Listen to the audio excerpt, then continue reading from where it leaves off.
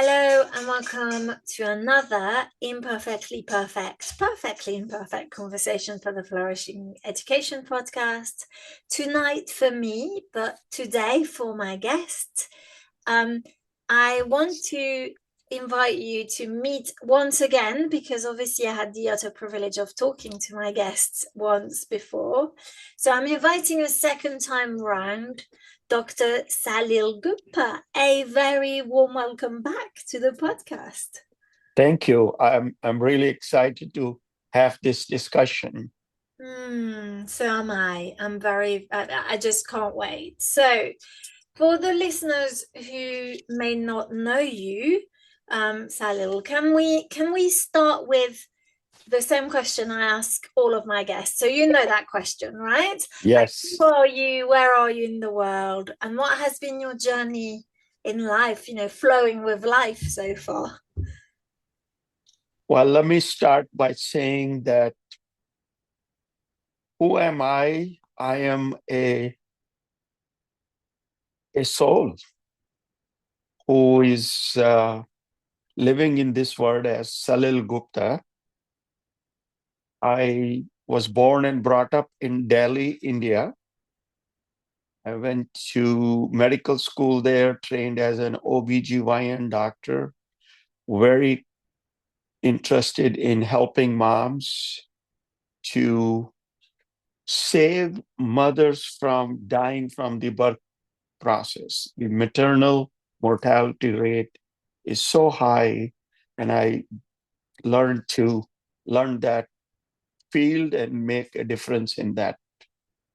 I came to United States in 1983, and I had to retrain to become a pediatrician and a newborn specialist.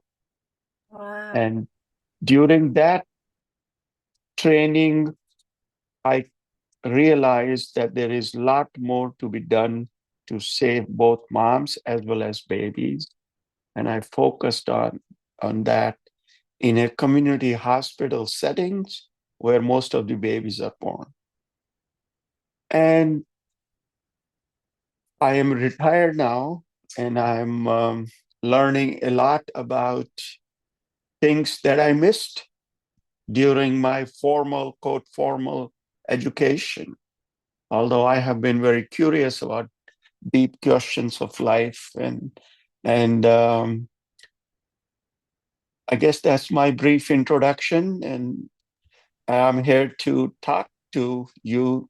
We talked about mental health education in Mhm. our last podcast, and so this is like a follow-up Mm, on what else can we do yes. to improve society in general and have a better living world for everyone. Wonderful. Yes, and I'll start by saying that for a doctor, it's really uncommon to start with "I am a soul." I've not encountered many pediatricians who Well, started with that. I wanted to say that specifically in my first podcast, but Dr. Shivam said, no, don't go there to start with. Because again, we're trying to talk to mental education. People who are educators don't want to be linked to anything which is, God or spirituality or higher force or universe. And then when we discussed that, I think we came to the same conclusion that maybe we should add that in our in our educational system. So, because otherwise it is an incomplete development of human being. And yes, completely. So you and I have had, a couple more conversations offline. Um, Right.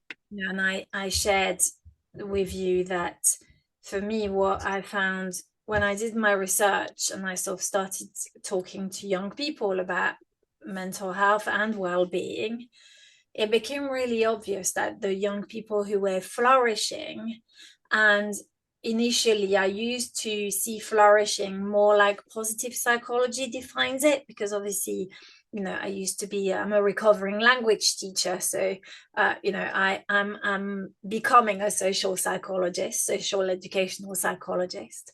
But now I view flourishing differently. I view flourishing as literally flowing with the ocean of life. That's how I would define flourishing. So for me, flourishing is flowing with whatever's like that is there.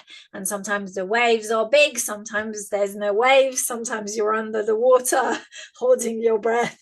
Sometimes there's no waves and you're just bobbing along waiting to see so all of it.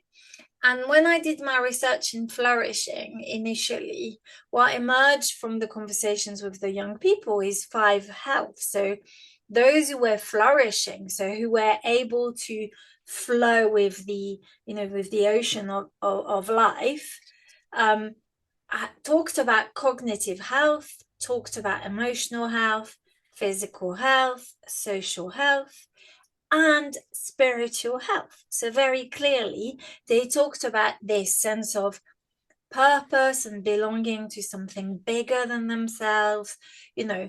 Some called it God, other people called it something else like the universe, or whatever worked for them. And what really struck me, and it's in part why I'm doing the PhD, is in the conversations around mental health or mental ill health and well-being, there is never any mention of spirituality or spiritual health. So why is that? Why are we so scared of spirituality, do you think, and spirits, or talking about spiritual health? I think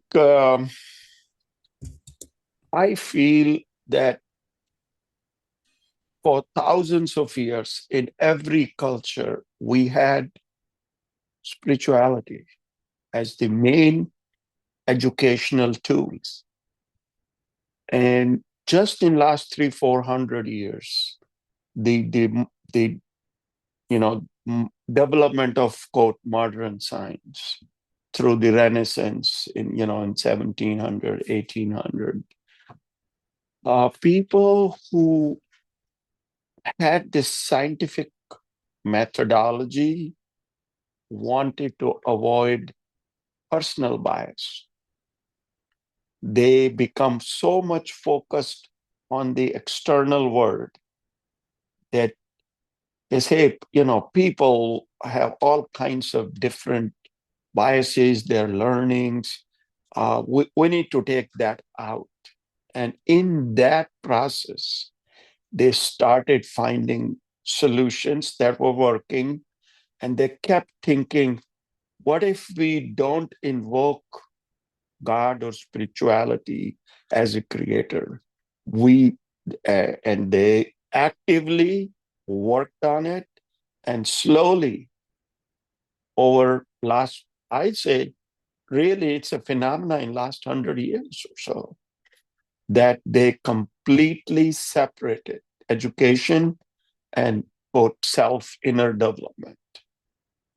And all the big names in modern science, in the history of science, they were all very devout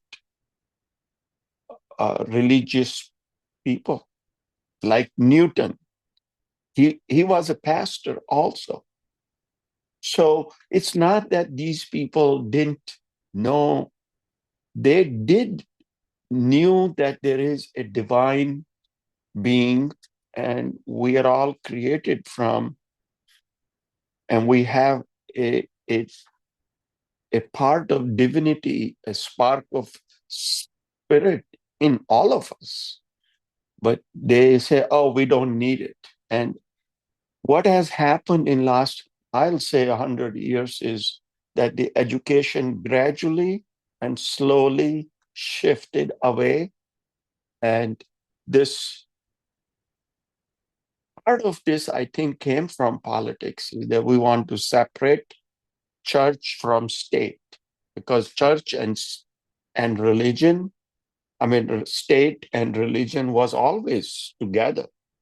And once they separated, the state went on its own way, and the education went on what will make people a good earning. So they all focused on the economics and the external. And in that process, uh, the inner development was left out. And so you and me both agree that what we are teaching today is an incomplete development of human being or human potential. And I agree with you 100% that we need to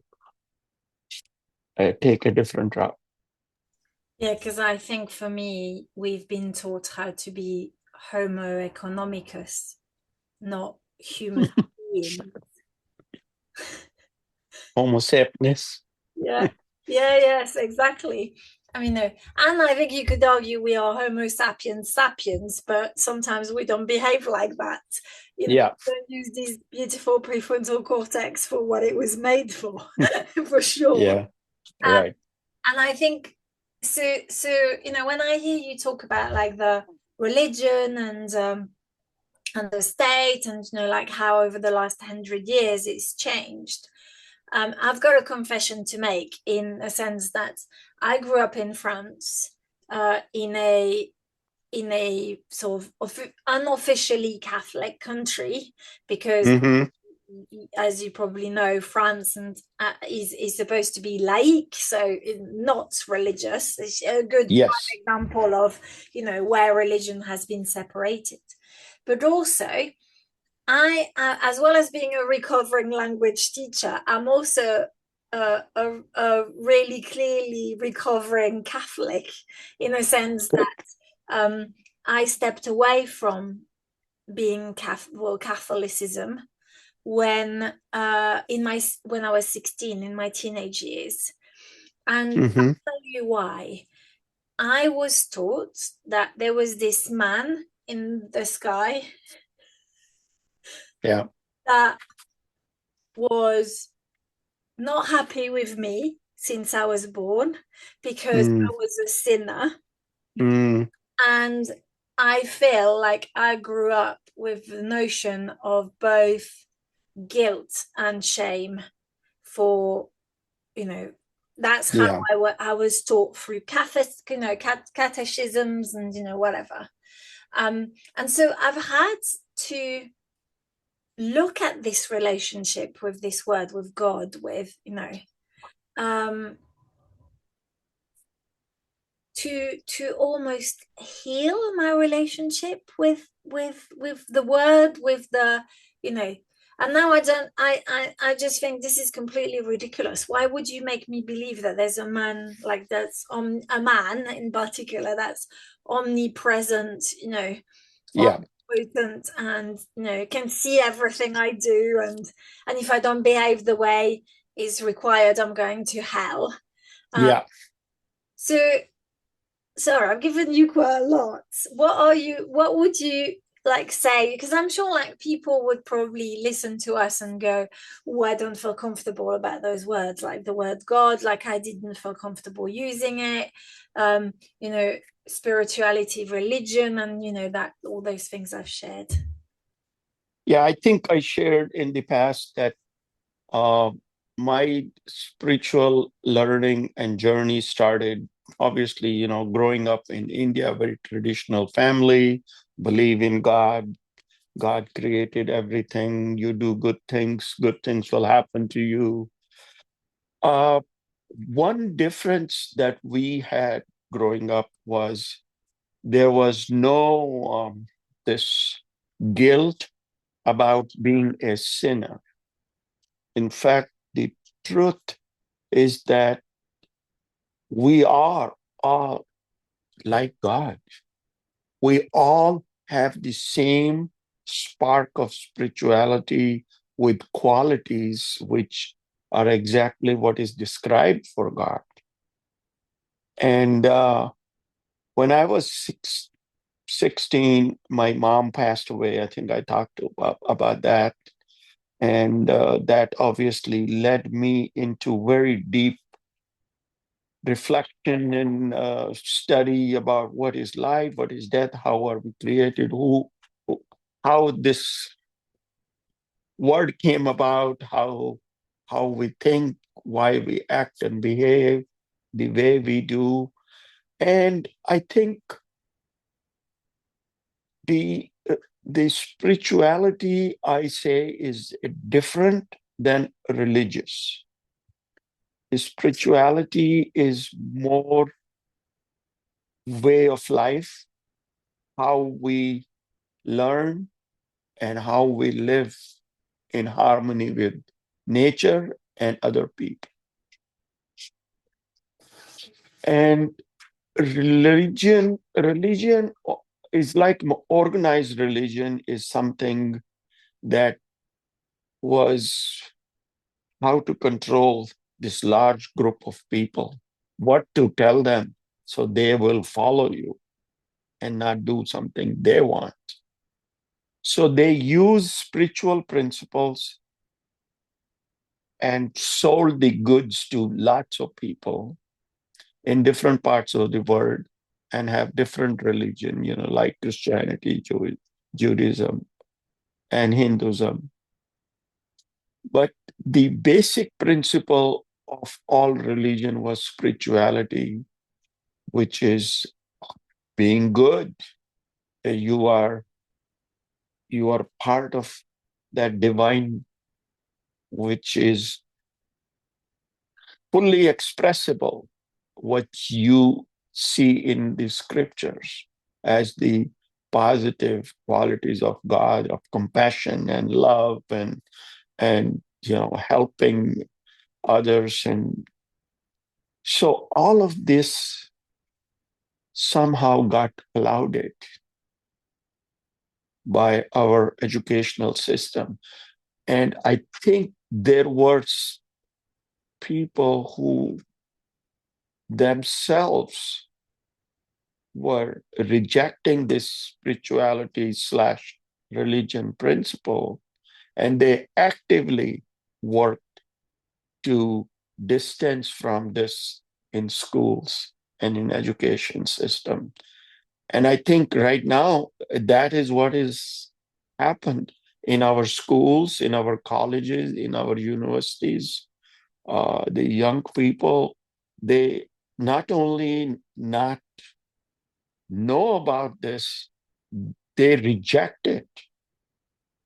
They say, no, that is just not true, or that is not what we are interested. And it's a hoax, it's a superstition, uh, and so that's one of things that I, for last 5 years in my quote retirement, has been working on is understanding and how to bring the ancient wisdom through the modern science. And the more I look at it, the more I think there is the spiritual principles are all imbibed in modern science. The modern science is a part of the complete knowledge. And unless it will remain just a part, unless we include the whole, which is learning both. And I think the mental health part is like a bridge between the external world, being understanding how mind works, and then looking at the higher aspect of consciousness, which is what we call universal God or supreme being, or a, a white man with it in the cloud. But in Indian, like so in the Indian, Hind, philosophy and like right? the ancient text, you Yes. talk about a man with a beard in the sky, right? Like the terminology you use is Brahman and Atman, right? So So Brahman is a formless, uh, uh, trans non-physical, non-temporal, non-dual entity that creates everything. Mm. And then from Brahman, we call it Nirguna Brahman. Nirgun means without any qualities. So you can't tell anything about them. And so from the Nirguna Brahman came the Saguna Brahman, which is all the qualities. So we got all kinds of names and the forms and names, call them Rup and Nam. And so that's Brahma, Vishnu, Mahesh, or Shiv. Interestingly, every god has a consort, goddesses. Uh-huh. So they're all married to. So it's not just men, it's men and women together for Yeah. as a complete. So I guess like Shiva and Shakti. Shiva Shakti, also called Parvati, Vishnu and Lakshmi. So I guess none of them have beard. No, and then none of them are white either, I can imagine. Nope, nope, nope. And they do. So this is very interesting. Is that in the description they describe different realms, non-physical realms, and people say, that's just quote mythology. But the modern science, the quantum theories, this theory of relativity. Now we talk about multiverse universe. Well, what is multiverse? Is that there are other uh, areas, other realms that we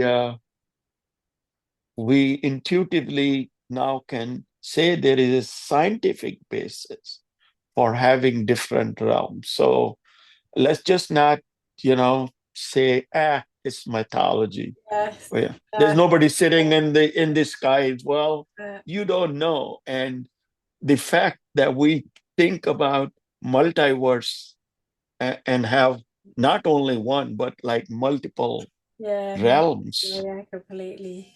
And I guess this is where like metaphysics Right. comes into, Right. this is the I guess the scientific version of what these ancient texts have been saying for centuries, right? And it's so interesting is that in each of the quote current religion, in the original versions, what we call, Christian mystics or Islam mystics or Jewish mystics, they all talk the same language as our Vedic Hindu quote rishis. So it's not any different. I think the difference came when spirituality led to organized religion, and Mm, the organized religion choose what they want to include and yeah, what they want to exclude. yeah. To So manipulate, it's easier to just get people to yeah, so I think one thing like what you said for me really sort of stood out is part of the reason I became I left and I said to my family I did my first communion, second communion, and I was like, when it got to 16 potentially doing extent. my confirmation, I was like, I'm done, I'm not doing Mm. this, because I would go to church on a Sunday and I would see a lot of people at the front and I could see their behaviors. And to me, there was such a mismatch to what the Ten Commandments, if nothing else, you don't have to engage with the Bible, just engage with the Ten Commandments. Yep, Like, yep. you know, many of them were just completely behaving, but then they would go to church, say like three Ave Maria, and then you're sorted. And Yeah, yeah, that made me feel really uncomfortable. yeah, First, and then also second is I'm someone who asks a lot of questions. I always have. I'm a deep thinker. yeah, I would go to church and I would see Jesus looking really white. And Jesus comes from Jerusalem. yep, So I was like, how come he's so white? Like I would ask questions like that. And then yeah, also, like what I love about what you shared about so we talked about Shakti and Parvati shit, or Shiva. But that there are women in the religion I grew up with. Mary Magdalene was presented as a prostitute. I know. And so that also, as a feminist, I've always been, quite a feminist, jarred. And so I started engaging with like reading the Gospel of Mary Magdalene and actually exploring who she truly was. And it looks like she was much more Jesus's equivalent than actually a Yeah, prostitute. yeah, yeah. No, I agree with you. I think, over the years, I've been here in this country for a long time. I have a lot of Catholic friends. I work mostly in Catholic hospitals, so I'm very familiar with the underlying terminology and it is very challenging for a lot of people to accept what goes on in the quote traditional Mm, Catholic system. yeah, And you brought up all those points that I have heard recurrently from my colleagues, my nurses, and they go from one being Catholic to Protestant to Lutheran, and then they go back and they say, I don't want to follow anyone. yeah, I don't, And, and, yeah, and so many of the people in US have turned to Eastern, like Buddhism. yeah, because, and I think this is what happened for me. I turned to spirituality Yeah. because, um, but I think then what happens is, so if we'd spoken 5 years ago, there is no way I would have said, let's do a podcast on spirituality. I know. Um, there is a, so I would love your thoughts on that. In educational settings, and I imagine it's the same. Like I started our conversation by saying I've never met pediatricians in England who said to me, hello, I'm a soul first.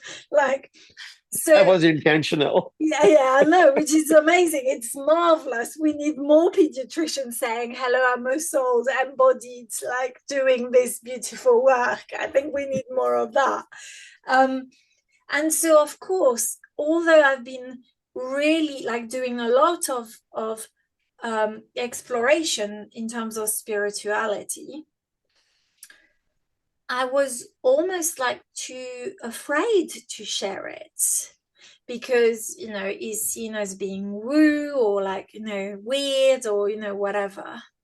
Um, and yet, like if you think about like in the Western world and the well-being industry, we use yoga, like we encourage to practice yoga, Hmm. but it's almost like we've stripped the spiritual elements away from it. Does that make Yeah, sense? it is very true. The yoga is an international phenomena, and the original yoga is 8 steps. It has 8 parts, and the first part is asana or body postures. So what we are teaching in yoga is just the first step. we ignored all these 7 steps. So what are the other 7 steps? Would you be able to So tell us? let me see if I can do the Sanskrit names, which is easier for me, and then Yeah, English please. ones. Yeah, yes, yes. So the actual I misspoke. Asana is the third. First 2 steps are being is called yama and niyama, being ethical and control your sensory organs. Okay. Then is posture or asanas. The fourth one is breathing exercise or pranayama, how to control your life force, which is flowing through. Yeah. And then fifth is how you withdraw your senses from outside. It's called pratihara. And then it is focus, dhyana. Then it is meditation, which is what is commonly used after yoga and meditation, Yeah. Yeah. We And just then, forget about everything else. yeah.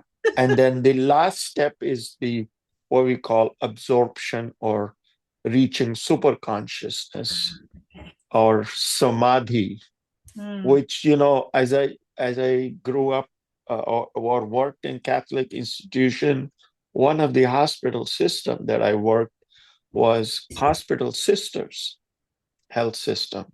And these were sisters who came from Germany, 175 years, and started this whole, church and hospitals. And I visited them in their homes. They were their central office. And they spent 3 to 4 hours, what they call communion with God, which to me is exactly what super consciousness or samadhi, the last step of yoga is. So, it's,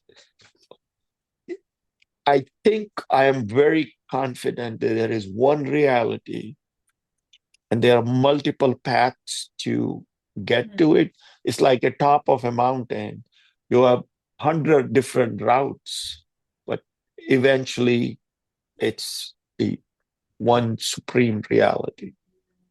And we can name it if you want to. We can call it a white man with a beard, or we can call it, Shiva Shakti, or we can call it Muhammad, whatever name you. And like in the Tao, they say the Tao that can be named is not the Tao.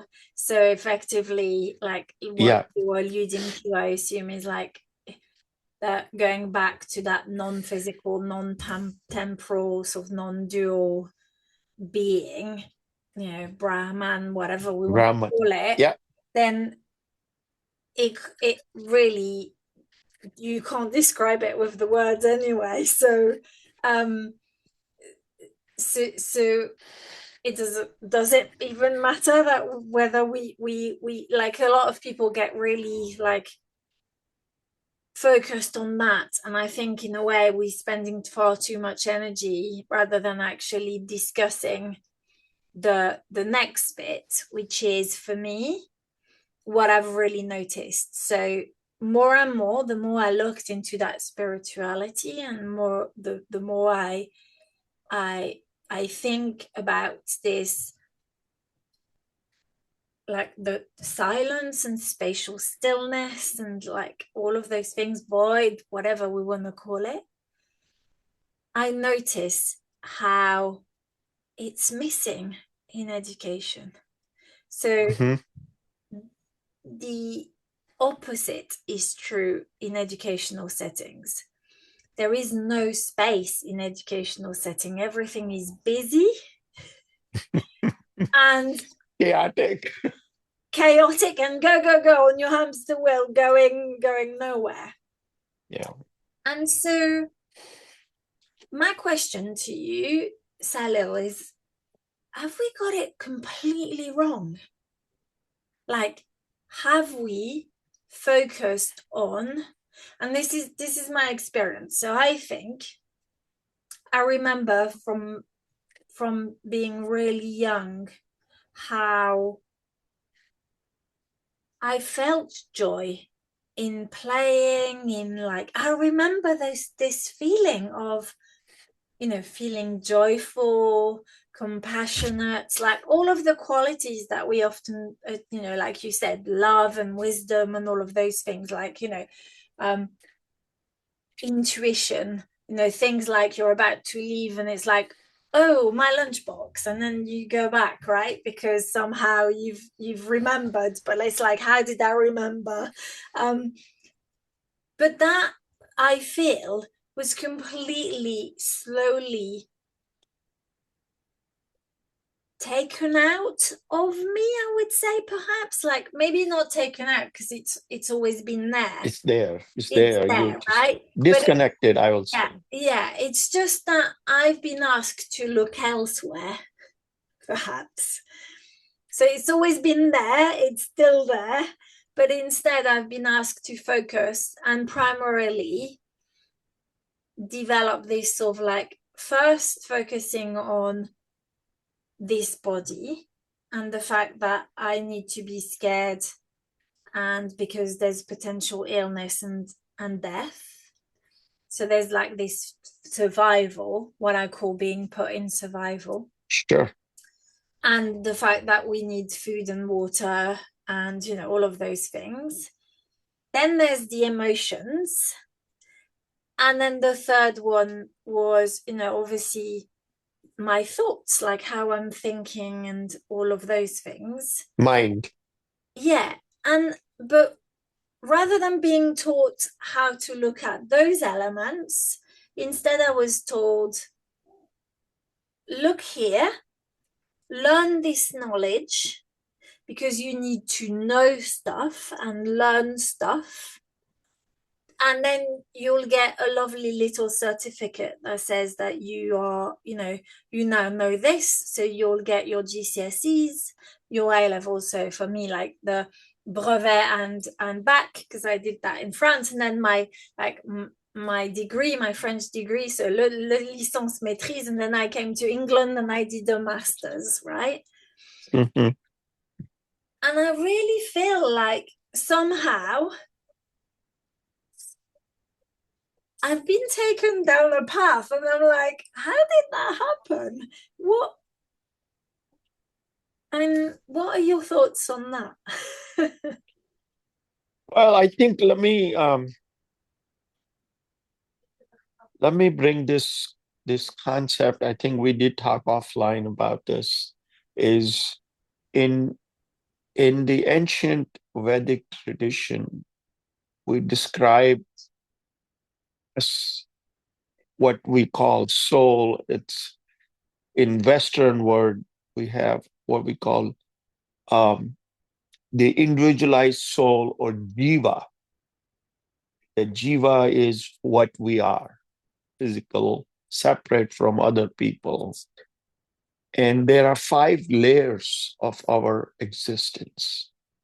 The physical, which we call the Annamaya Kosha, which is basically what in English translation, it is food sheet, because it's all whatever we eat, it's, it's chemistry. It's how biology works. So the Annamaya Kosha. The second layer of existence is the Pranamaya Kosha, or the life force. So we are breathing, and all the physiological system of heart pumping blood, breathing I talked about, digestion and elimination. And then this beautiful life force neurological system, connectivity, communicating different parts. So all that is pranamaya kosha. The third one is the non-physical aspect, the manomaya kosha, or mind, quote mind, which includes memory and emotions. And then the fourth is the vijnanamaya kosha, or the intelligence sheet. And Next to the intelligence sheet is the bliss layer. And in the terminology that we use, it is the downward causation, sorry. From the bliss comes the intelligence. From the intelligence comes the mind. From the mind, we become aware of life force. And their life force create this physical chemical factory we call body. But the science says it's the other way around. The other way around, completely. Wow. So they say the physical world was created, time, space, and matter was created by Big Bang. And we can talk about pre-Big Bang because we have no theories for pre-Big Bang. And then all the material, all the physical world, we became organic compounds. We coalesced together, became life, and the life created this mind, and the mind created this God concept as an emergent phenomenon. So you can see how upside down is this modern concept that only came about 300-400 years of thousands of years of human history. So, and we are so much focused and believe that we only teach about the physics, chemistry, biology, and a little bit psychology, but we've forgotten the upper layers, which is what feeds these layers. Wow. I mean, like, I remember when you told me, I was like, oh my goodness, yes, it makes complete sense. So, and when you shared, it made me think of, um, oh, what's his name? Maslow. That's it. Maslow with his, then it was created as a pyramid, right? Upside. Where his pyramid is supposed to be like the bottom, like that. The self-realization is in the end on that pyramid. Yeah. But the truth or the reality from ancient scientists is there. The pyramid is, the tip is at the bottom. Like, it's where it starts. It flows from the top downwards. So, this physicist who has perpetuated this concept, his name is Amit Goswami. And he was a very traditional physicist. He worked on a lot of theories. And then he started thinking about it. And he couldn't share all of this experimental knowledge, which is telling him that it's the upside down, not the downside up. And for 20 years, he couldn't share because he said, hey, if I talk about this in my college, in my university, they'll throw me out. Oh no, it's crazy, isn't it? And in fact, I read somewhere that Maslow spends some time with the Blackfoot in the US, and that actually the pyramids came after, so Maslow wasn't necessarily thinking about a pyramid, and also he borrowed the knowledge of the Blackfoots, who, like First Nation peoples, who, like you were saying, ancient sort of traditions, yes, knew this already, right? Like they've known this all of and so there's talks about being more like a spiral, like more than actually triangles are very Western, aren't they? Like these forms that are solid and yeah. No, Mm. I agree with you. I think, and I think if we start teaching mental health or mental wellness, I think it is a great bridge between the contemporary secular knowledge about physics, chemistry, math, and the spiritual knowledge. Because mental health, our mind, well, it is creating concepts. It is being aided by intelligent sheet, or we can say cognitive sheet, which is what philosophers, used to do. But there is another hierarchy, the spirit, which really is the energy, the firing. The intelligence works from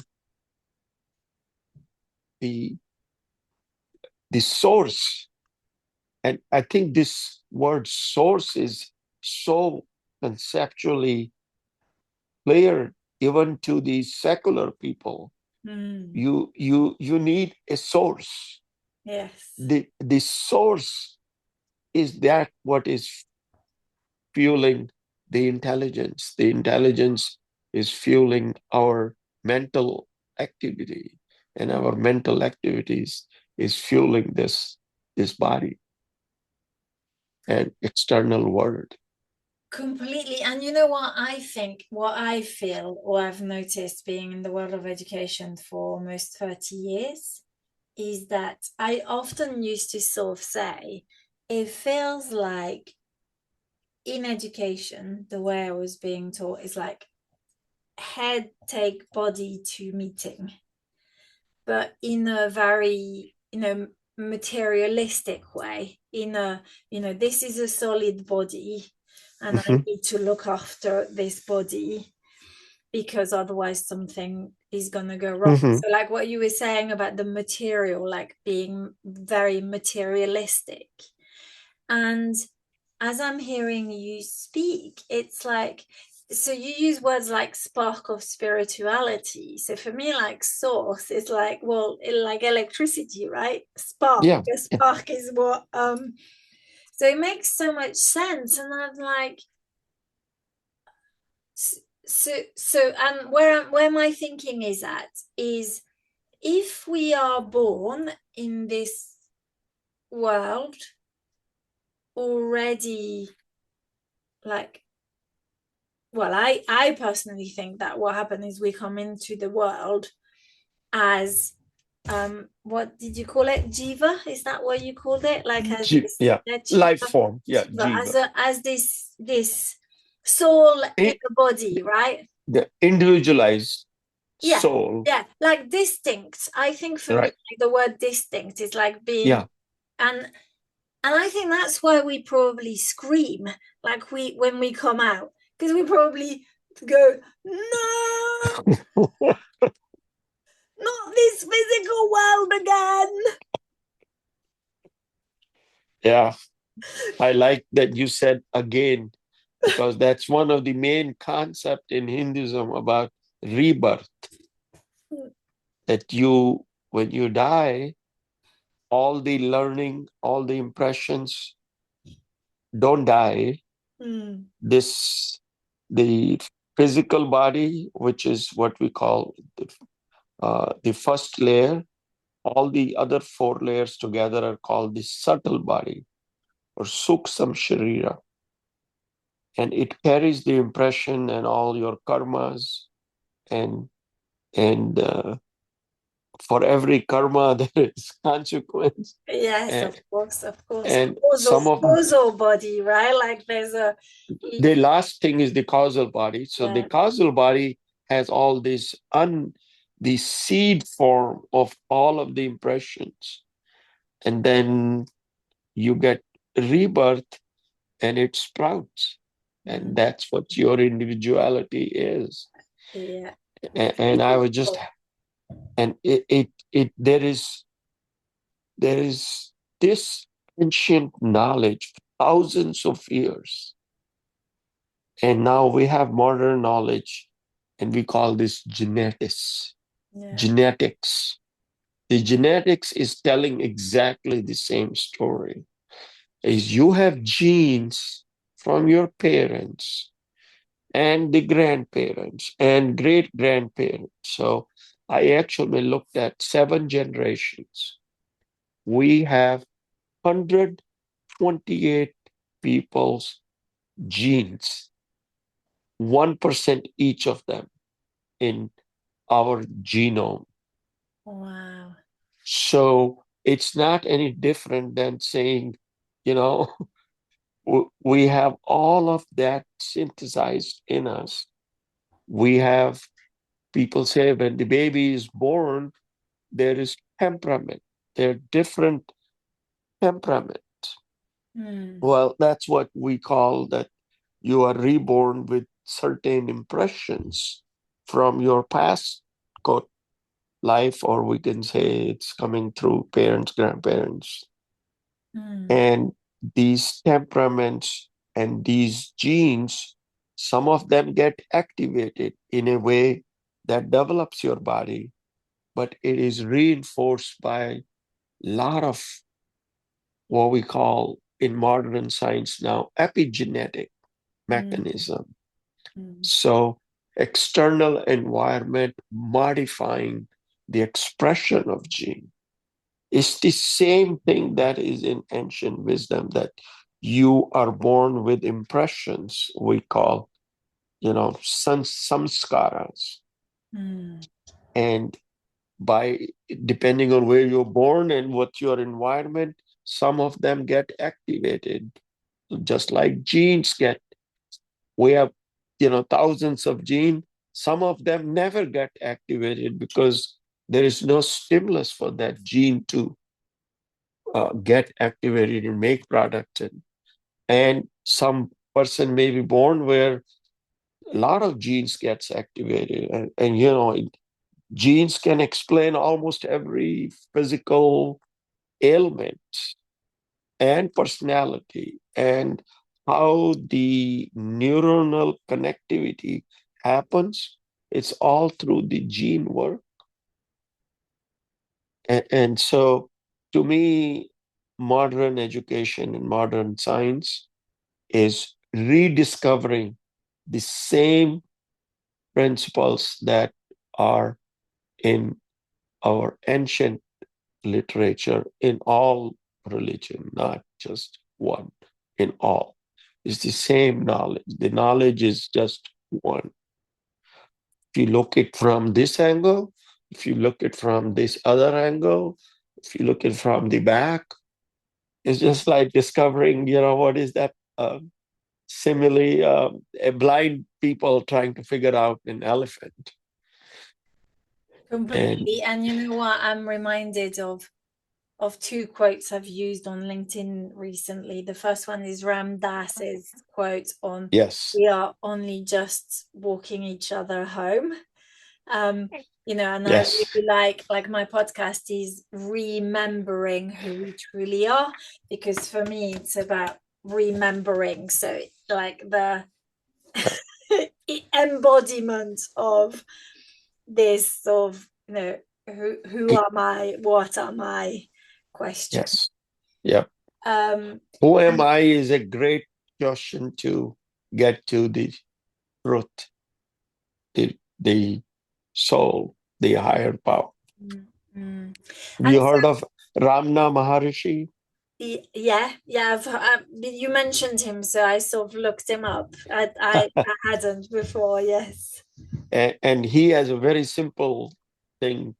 Who am I? Just dwell, think about who am I, and you will be enlightened. In fact, he says, you are already enlightened. You just don't know that.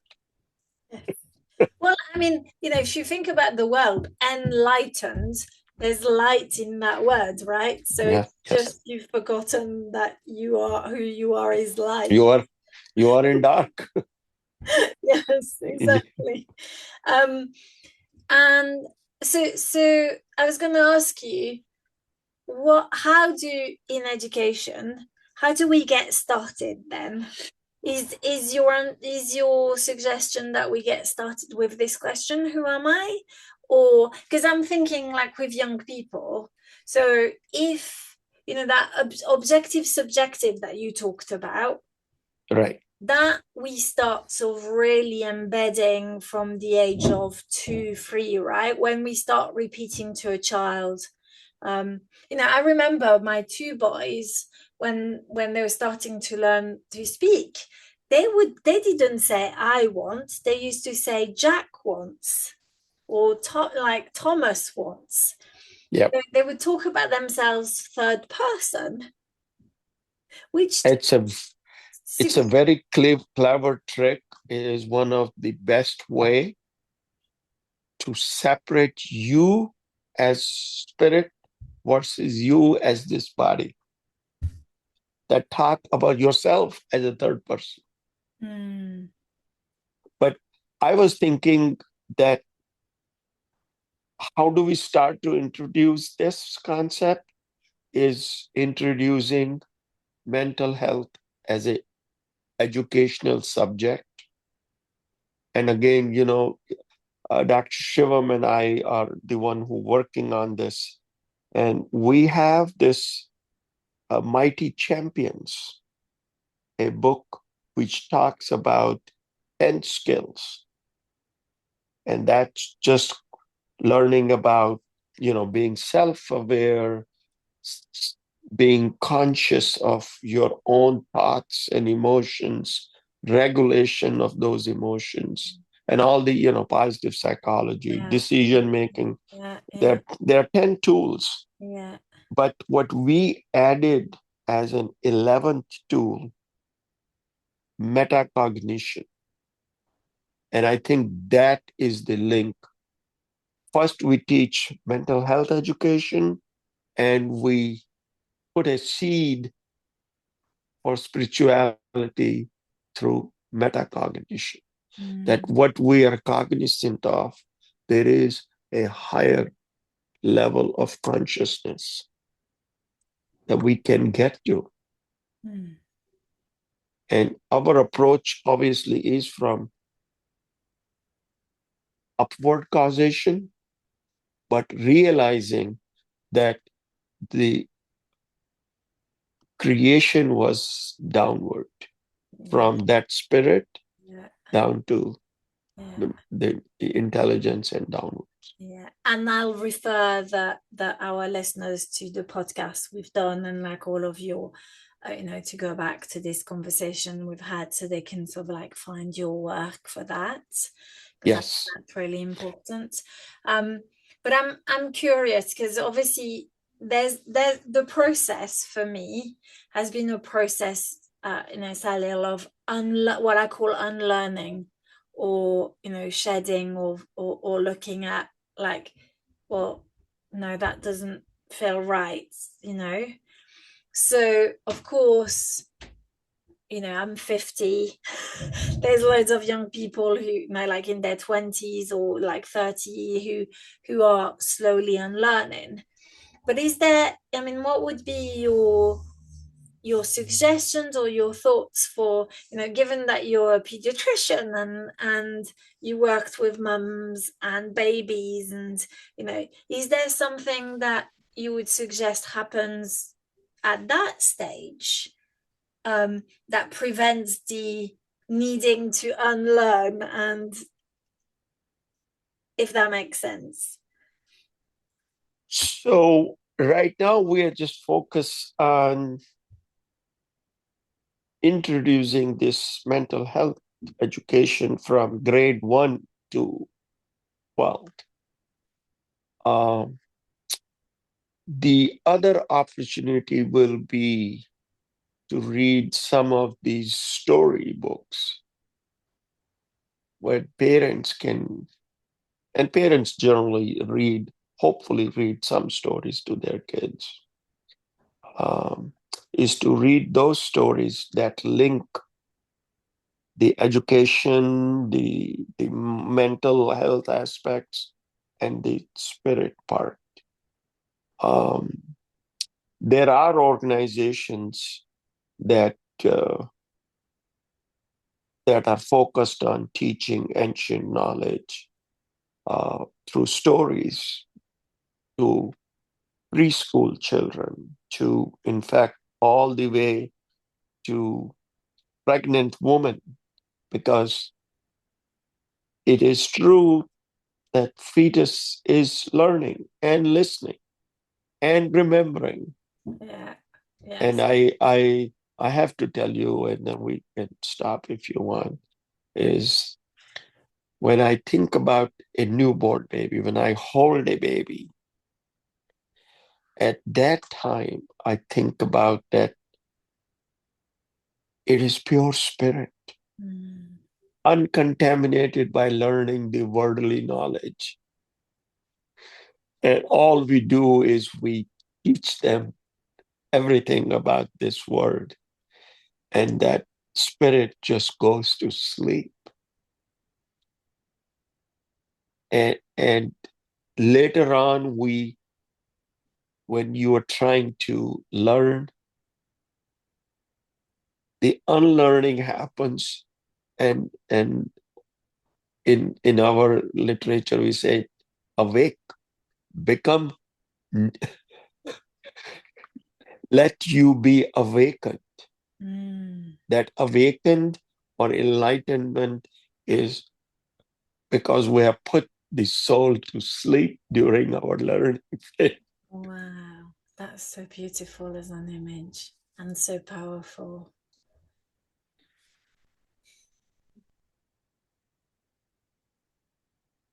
So maybe, that's one thing from the beginning, during pregnancy, we can talk about these simple stories about this progression. And, we have several books on this. And Shubham had written some award-winning books on this for Amazing. young kids. We can, you can put a link through. Yeah, It's if you send me those, then sure. amazing, amazing. So Uh, that's the solution for preschool. In schools, I think we just have to get mental health education subject going. mm, And as I told you, and Shubham told you, we have this curriculum getting in in India on about 30,000 plus students. And I think we're talking to start the same curriculum in US and maybe in England. amazing, amazing. So I hope this is conversation two, more to come. That's been Yes, absolutely. phenomenal. Two last questions, if I may. Sure. Is there a question I haven't asked you that you're thinking, having spoken to me for an hour? Oh, I so wish Fabian had asked me because that would have been really good. I think one of the things in finding solution to this issue is we need public and political support, and that is lacking. And we can talk about maybe in a future podcast about how do we convince uh, people who control this education system. Yes, yes, and a whole new podcast for that one. Yes, Yeah, yeah, for sure. yes, The next line of thinking. Um, right. and then my last question is there anything you from this conversation that you are taking away or want to leave us with, and both, that you feel would be good for us to ponder? Yeah. Well, it's very inspiring for me to see that different places, different people coming to very similar realization that I personally have, that we have forgotten the true human potential development is going to happen not only with the external world, but with the internal world, and understanding and teaching something that has been known for thousands of years. It is going to be okay. And rediscovering that and adding into our educational system will benefit the whole society. Yes. I agree 100%. It's And thank you for having me. And it's thank you. The pleasure is all mine, and I'm sure the listeners will love this conversation. And I look forward to a lot more, Salil, because you truly are a source of inspiration for me. It's like life being breathed into me. So I'm receiving your wisdom and you know your knowledge, and I'm very grateful. So thank you. well, thank you. And it's the same way for me. I'm learning a lot from you too. Thank you. Bye-bye.